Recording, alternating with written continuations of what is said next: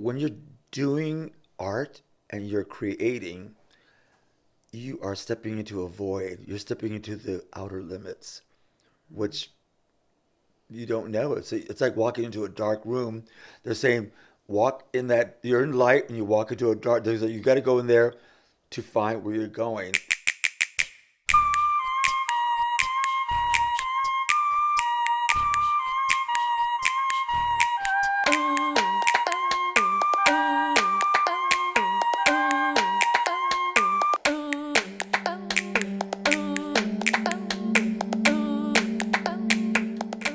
Welcome back. I'm Kristen Merding, and this is Torches.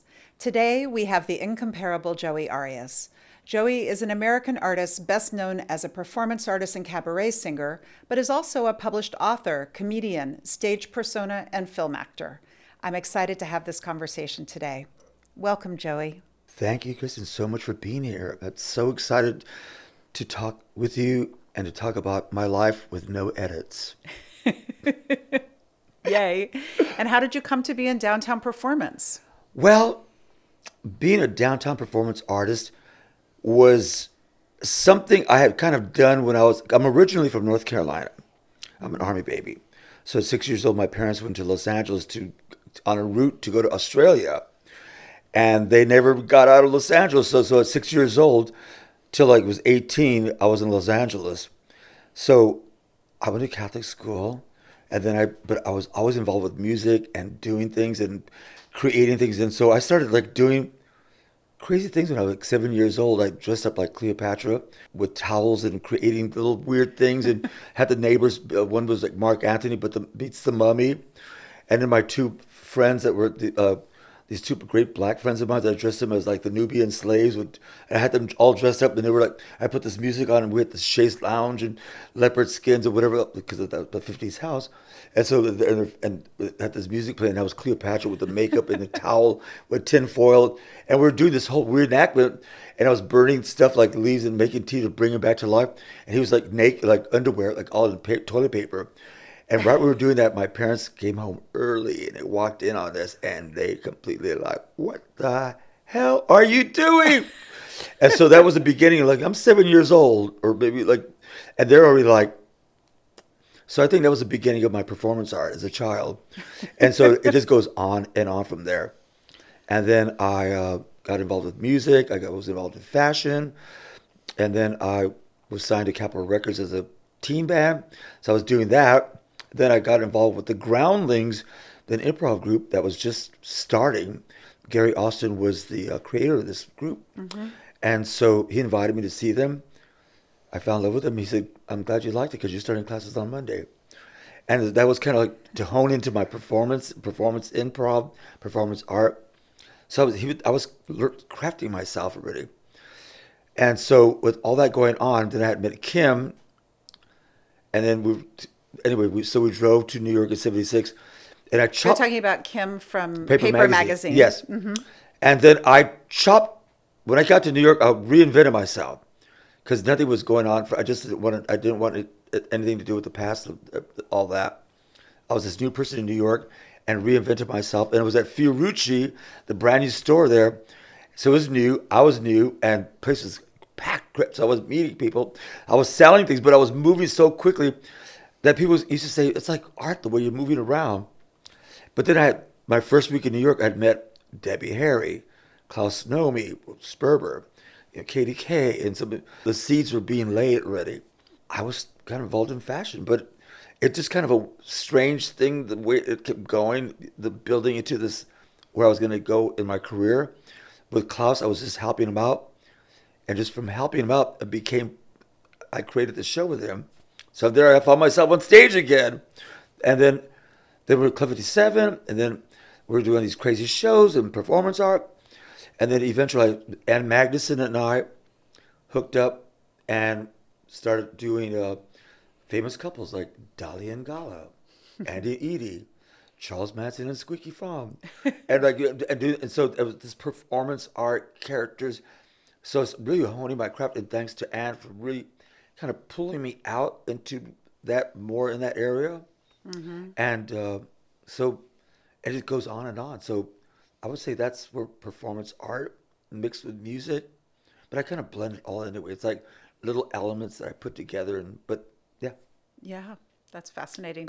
Joey, I can't remember if we've talked about this before, but when I was about 16 years old, I went into Fiorucci and I bought some eye makeup from you, and I remember it. You sold me some amazing green eye makeup, and I thought you were one of the most beautiful people I had ever seen in my Oh my life. God, thank you so much. Thank you. You know, I love when people come up to me and like, so when I was doing Cirque du Soleil in Vegas, here I'm the star of the show, and people would come up and everyone's talking, and then they'd be, oh, I know Joey.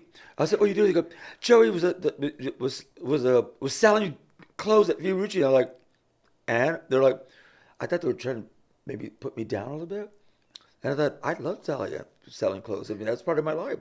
Like, do you want me to sell you something? And they were, but I've everyone that comes up to me and says, "You were so nice to me. You were so," because I was honest, and I would see people like, and almost see like, "Do you need something?" And it wasn't just like trying to make a sale, but it was you walked in, you were like, "I want to show you something," and then you walk away and you come back. I think I like that. It's like, anyway, thank you. You once said, you know where you want to go, but you end up taking a different road than you expected. I think you just shared a little bit of that in your background just now, but are there other ways that that happened to you? You have a path, you have a goal where you're going, and your direction, you know that it's here. So you're going that way, and then something tells you, look to the right or look to the left, and you do that, and you find like there's something odd and strange, and being an artist, and I know it's going that way, but it's like, well, what is that? Then you find yourself going off the path of that straight line. That also you find yourself trying new things out, experimenting that maybe is meant to be to get you to the next level on your path. So I've I've always chosen the offbeat, the unreal, the surreal, the the people that are not commercial, that I find very interesting.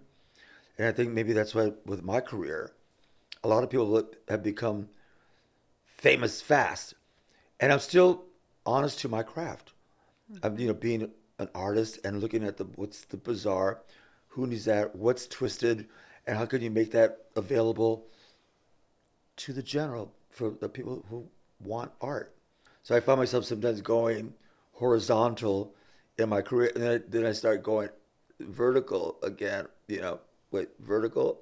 Yeah. Yeah, I mean, you have real versatility. You've worked across so many. You're a truly Uh, multi hyphenate artist. You're a singer, you're a writer, you're a performer. You've worked in drag, you've worked in theater, you've yes. worked in books and film. That kind of range is scary for some people, right? But fearlessness seems to be very central to your art making and risk. Yes. Could you talk a little bit about that? Well, when you're doing art and you're creating, you are stepping into a void. You're stepping into the outer limits, which you don't know. It's like walking into a dark room.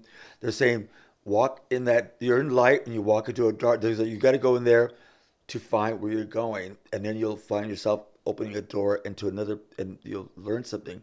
So I always feel like you walk into a dark room, and things come to you, but you don't know what you're doing, and you start feeling that.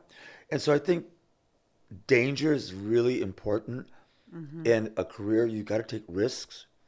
You got to take chances. And sometimes some people just don't come out of that alive artistically. Yeah. And if you're a real artist, you use those elements of that darkness and it's strange and or whatever to keep creating. It's part of the. I think danger is really important and the unknown. Because if you, oh I know that, then it's like, then why are you doing that? I don't know anything. Even now, I'm like, I know I might have what's in the past, what I've experienced, but what's coming to me, I have no idea. I'm just kind of like, even now, I'm sitting here going like, oh, hi everybody, what are we doing? What are we doing, everybody? We're making a Right. journey for you. Right. Could you describe art of pure joy in your art making? A moment of The art of pure joy. just a moment of pure joy in your art making. The art of pure joy. The art of pure Joey. I would say the art of pure Joey is being able to create without anybody pulling you down or hesitations, and that you get support, and that what you create is now being accepted, and people look at it and go like, wow.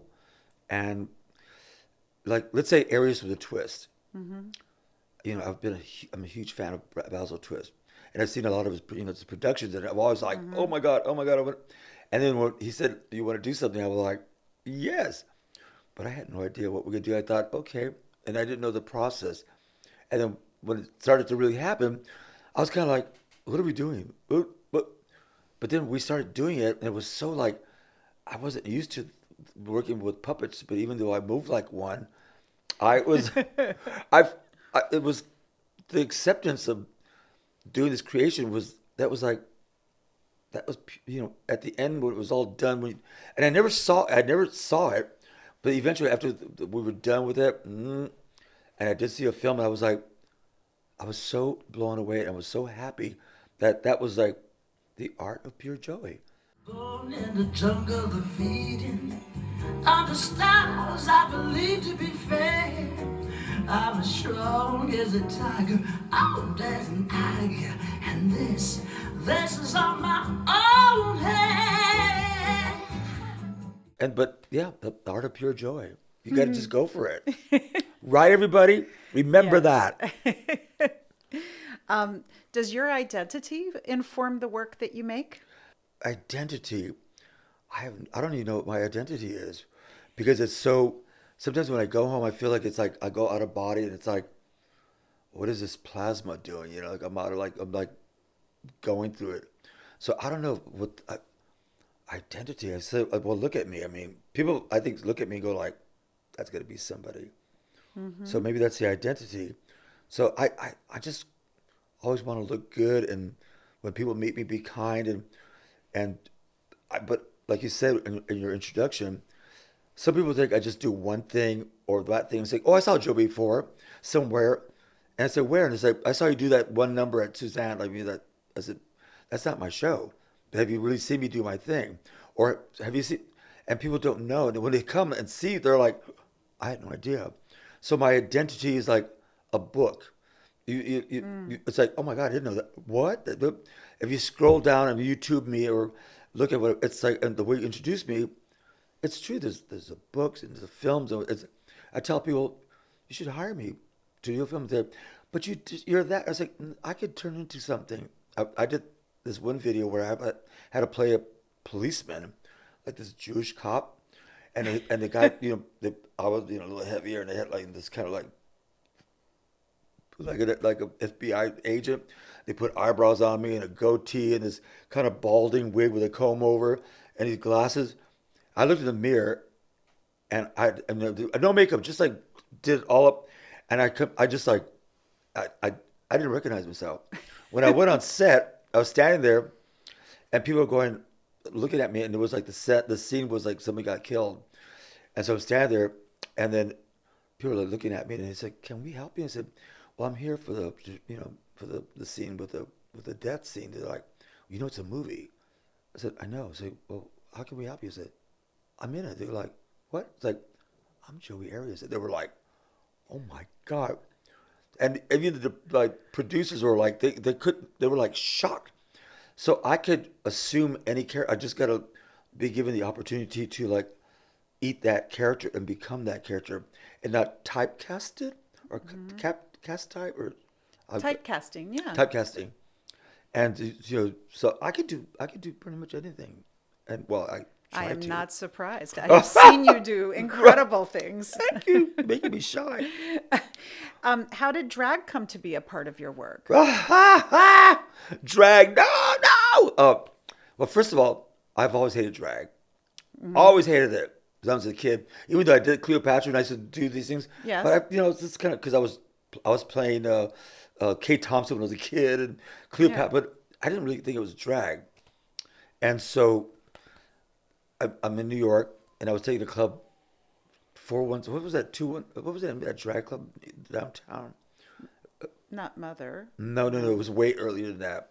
It Oh. was like the Barbara Streisand. It was like very old drag. Oh, I don't know. I don't Well, you remember the guys will name. know. And so we went there, and we were going. We walked in, and I thought, oh, I can't be here. They said, and then I can't deal with the drag, and I left. I said they took me some drag. This is way before Mother. I'm talking 1976, Oh, okay. and I was just not into it. So then at Fuji, because one of my heroes was Andy Warhol. He walked in. I turned white. I was like, oh my god. I ran away. They brought me up to meet him, and he was like, wow, you're so great with that red hair. I'm gonna call you Red. I want you to be my friend. I said, hi. I go, what's your name? He goes, Truman. I said, Truman what? He goes, Capote.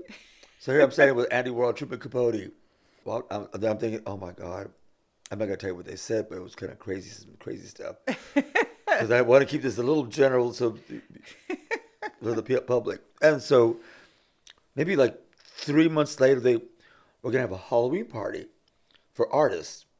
So it was gonna be old school meets new school. So that would be like Club 57. All the East Village would come to like we would like the Warhol and the podium. The theme was drag, and I saw it and I was like, God damn it! I was so I was like, I hate drag. No, but I have to go. And I have to no. So this friend of mine, he's just passed away, Barry Hendrickson. He's got a hair salon. They sell it bits and pieces. And then Barry said, "Oh, don't worry, girl. I'll sit you up." And I was like, "Oh." I had the wig, and I had this like latex top that I got from Vivian Westwood I bought in London. It was like this vest with these two circles with this whatever. So he filled it with water balloons, and it filled out like breath. He had the skirt. So he got me dealt. So he goes, "Do your makeup," and I put white, and I got black eyeliner, and I made like these eyes like hard. So I looked like a Russ Myers super vixen. Nice. And so I was like, there I wasn't. The heels were only that high. I couldn't even walk in heels. And now I'm wearing heels like this. But I couldn't. I was so angry when I was in drag. I was so pissed off. And so they got me in a car. They went to the venue. And I got there.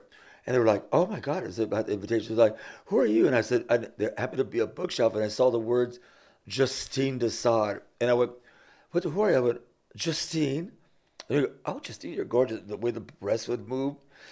And they're like, come on, everyone. And that was in there. And people were like, who am I with this reddish hair, with this headband and the eye, like just a mean motorcycle chick. And I was like thinking, oh my God. And then Andy comes like with the Polaroid. Oh my God, wow, who are you? I said, I'm Justine. He goes, wow.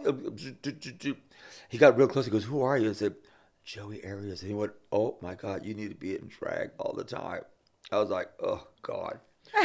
So then I went out and guys were hitting on me. And I got, after leaving that party, we're going to go to the Palladium. There was a guy with a motorcycle. He goes, hey, sexy. And he goes, where are you going? I said, well, I was going to go home. He goes, you want to go to the Palladium? I said, sure. I held on to him. We went to the Palladium. Everyone was like, and people were like, oh my God, nobody knew who I was. So that was that. And I was thinking, oh my God, never again. This is bullshit. Then Wigstock. And Buddy, come on, girl, do Wigstock. I know you got that character. So then I started every Wigstock. I do Justine and the Pussycats from Outer Space. And then I did maybe like 4 of those like that. And then Buddy said, can you do the Billie Holiday show? Because I was doing Billie Holiday. Right. I was doing a suit with a full band, jazz. But I was just Joey, like a guy. And then, she said, can you do Wigstock? And I was like, oh, she goes, it's so pretty when you do the Billie Holiday show. I said, I'd love to do that. So when I walked away, I thought, oh no, I got to be in drag for Billie. Oh, fuck. How am I going to do that? So my friend Tony Frere, who's a nephew of Arnett Coleman, was one of my best friends. I said, he's black. And I said, what am I going to do? And he goes, baby, look at the cover of Lady in Satin, the way she's like so elegant. He goes, just get a little Egyptian makeup, a 50s gown, stick your hair back. I was putting long earrings, just that same makeup, gloves, and then just go out there and sing. And I was like, so Laura Welsh from Screaming Mimi's dressed me up with this beautiful 50s chiffon gown to stick my hair back.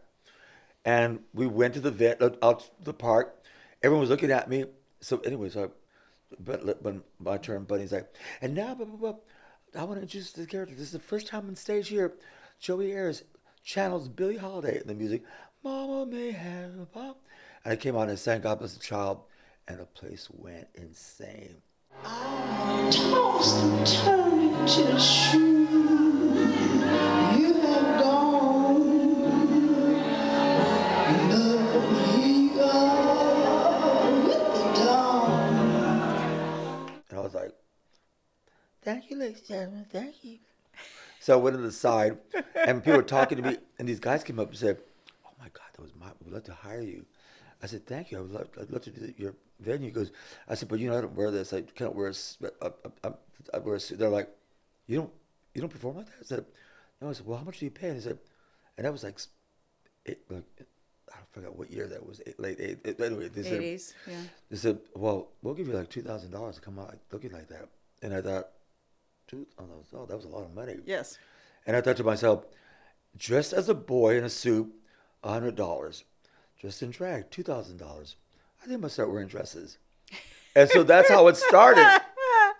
So it was kind of like, I had made that compromise of like, okay, the nature, it just happened. It wasn't like, it just, It evolved. It wasn't a calling. It was a financial evolution. Exactly, financial evolution. It was crazy. And so I found myself, and then I started to embrace it. And then I was getting booked like crazy. Mm-hmm. And then there was the Bardot, where Jean-Marc opened it. I had done something for him on New Year's, like a anniversary for Indochine. And he said, would you come to Bardot? And so I brought Raven with me. And he was, I'm going to close it, but I want to see if we can make it work. Anyway, so it turned into Bardot.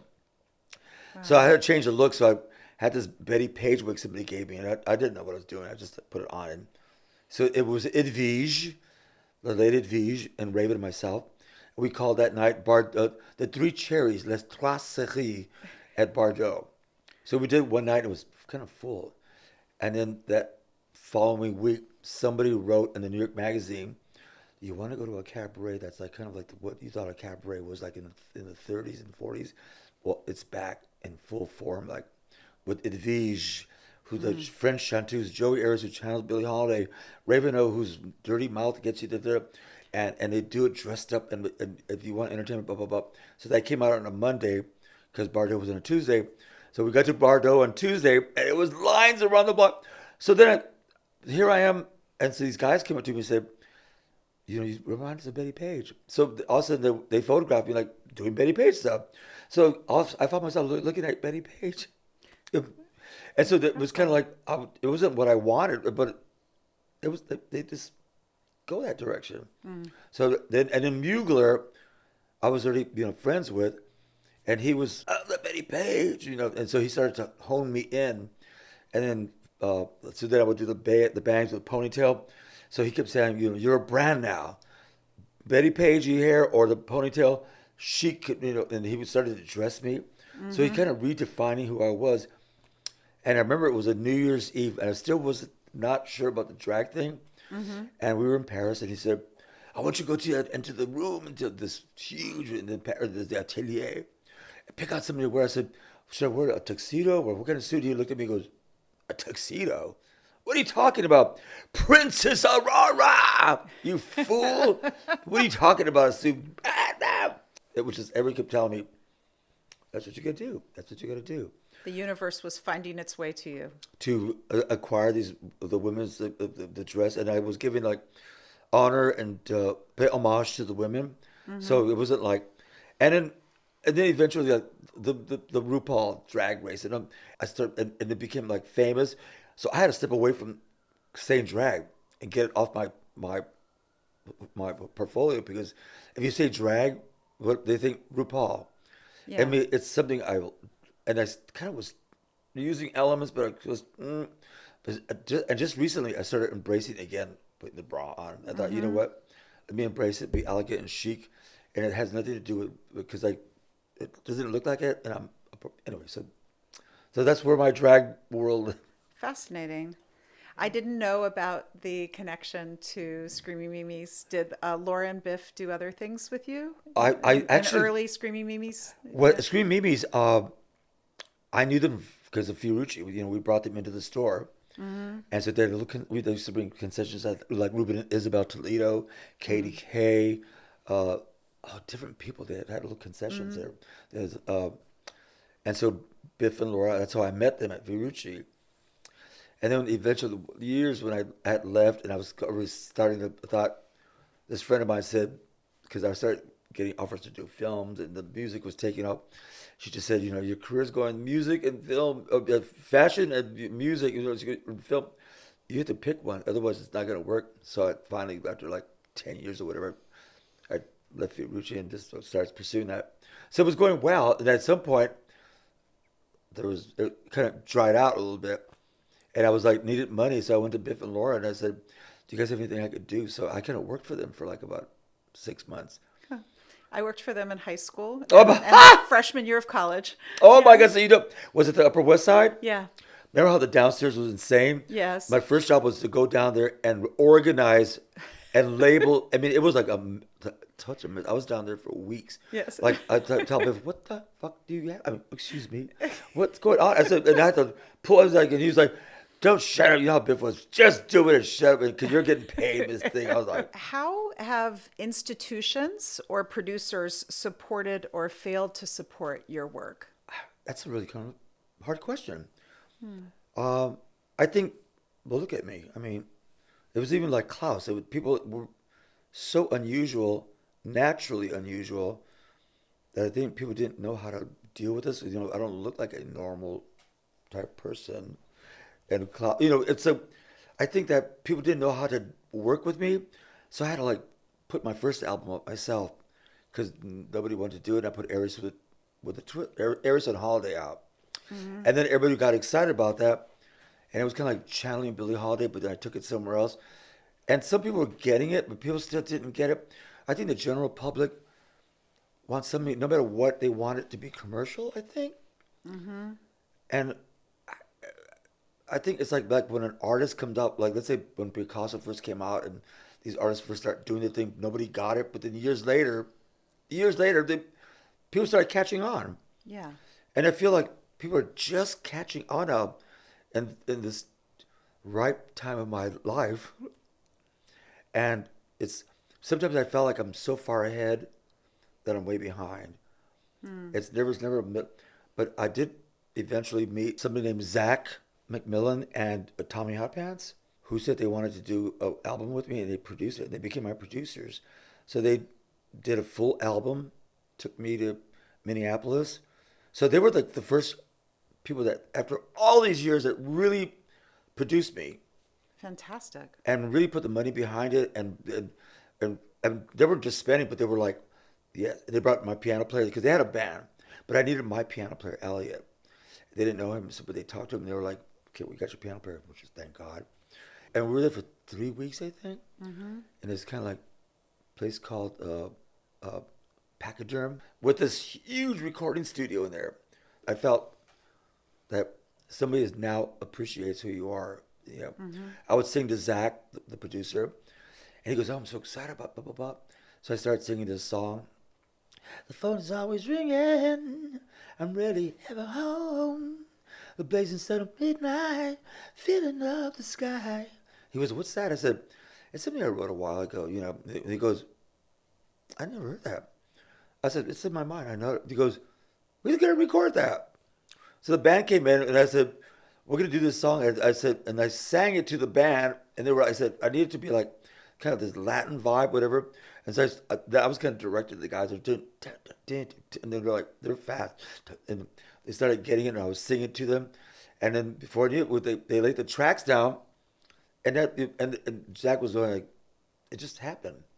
So it was wonderful to have a young producer, two producers that believed in you. I feel like I'm still clawing, but I have to say I'm older, but you can't tell. Not at all. That right? You would know I'm 100 years old.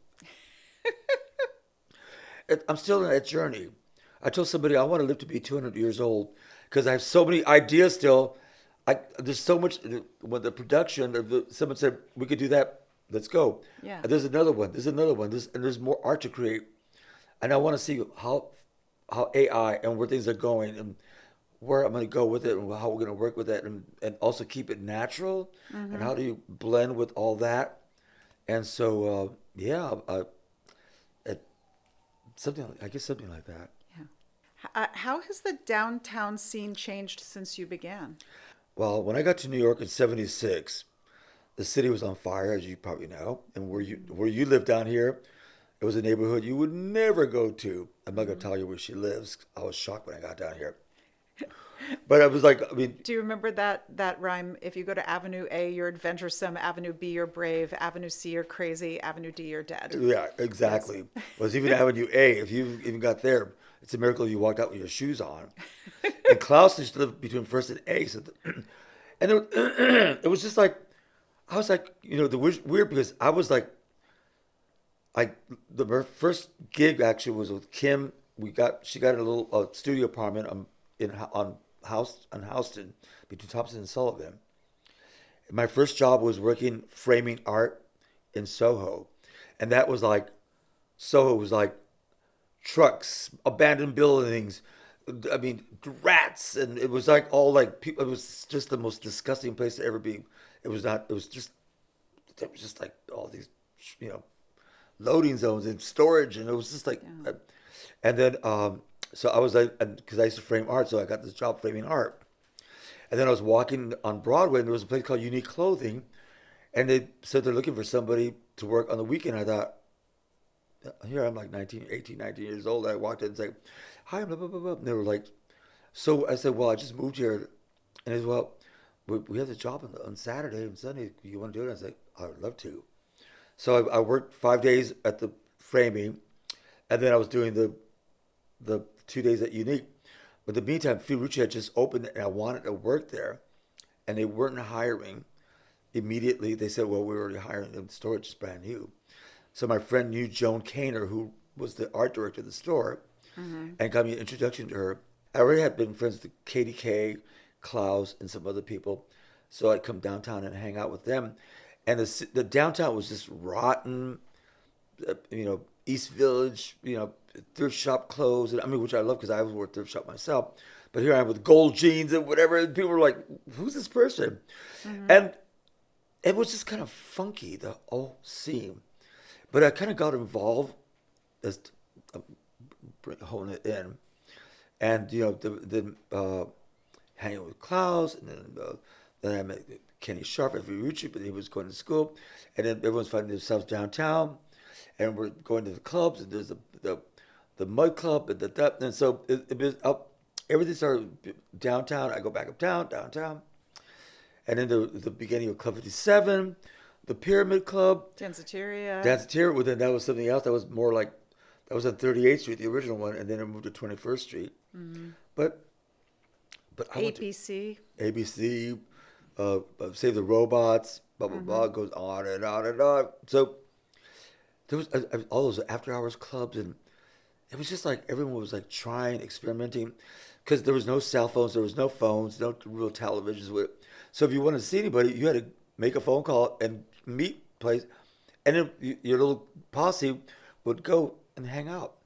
So it was a great time for experimenting and searching and looking at who you are, and you just pick things out of the air and go with it. And then it'd be out. We didn't go out till like 11 or 12 o'clock at night, till like 4 in the morning, or sometimes till like 8 in the morning. Yes. Really, and then go to You go work. to the after hours clubs. Yeah. It was a lot of after hours Like clubs. Berlin. Oh my That was God. such a great place. Oh my God. There was it goes on and on and on and on and on. It was crazy.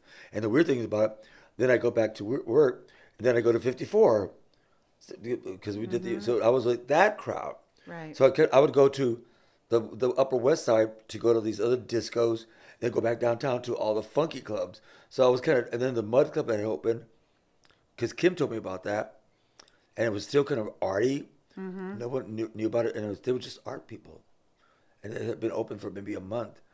And I went there, and I thought, because 54, I also go there, and I thought, this is so much fun. And then I started telling people, and then people started showing up. So I was there right in the beginning to see it transform with Steve Mass. Yeah. And so I kind of started getting involved with the downtown scene because, that became my posse. And then Club 57 became our clubhouse. And then from there we'd spring out and go to the pyramid and then seeing also this new drag scene, Lady Bunny, Sister Dimension, RuPaul, whatever. It was like these Yes. crazy people coming in, La Homa. So it wasn't like, Barbara Streisand, whatever. It was like these crazy. So the downtown scene started to flourish and get crazy. And everybody was drawing. People were just doing things. People were just creating. People were just creating and exchanging ideas, blah, blah, blah. And so Keith would give me a drawing, or I'd give him something, and Kenny would give. Everyone was exchanging things with each other, and nobody was famous. Just we were just doing it. Yeah. And then I think Klaus and I were the first ones to like from the scene explode with Saturday Night Live with David Bowie.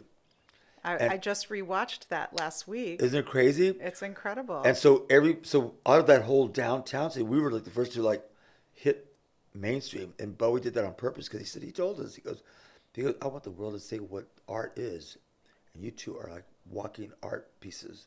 He goes, I'm so lucky to have both of you because I can't tell you what an honor. And Bowie was like bowing to us, and we were so honored and that he wanted to work with us and that he was showcasing us, literally showcasing us. Yeah. Like, look at people, this is the real deal, you know. And so everyone was just like, wow. And then I think maybe like within that year, the art explosion. Shafrazi got Kenny and Keith and Basquiat. Felt like graffiti art popped into that show, and then that was the explosion of that downtown art scene. And so, but there were so many artists though. It wasn't just them. There was a whole group of great artists that were flourishing also. Yeah. And it just the beginning of all where John Sex coming through and Ann Magnuson and Katie Kay doing a thing, and it just kept growing, and people started showing it this little pot with a little couple of flowers started to blossom into like huge into tree and the tree of life, and people just were like, what is going on here? That was the downtown scene, so beautiful. It was incredible. But I think the internet killed all that, and Wall Street and money and then when they started gentrifying the East Village, and also people couldn't afford rents anymore because rents were like $40, $50, $60 a month. Yeah. And all of a sudden, what was like $60 was $600, now $6,000. Who can afford to move here? Only kids with their parents' money, or so everything started like literally overnight. So people had to move out, move away, but so it kind of almost strangled the downtown scene. Yeah. And that creativity went with them.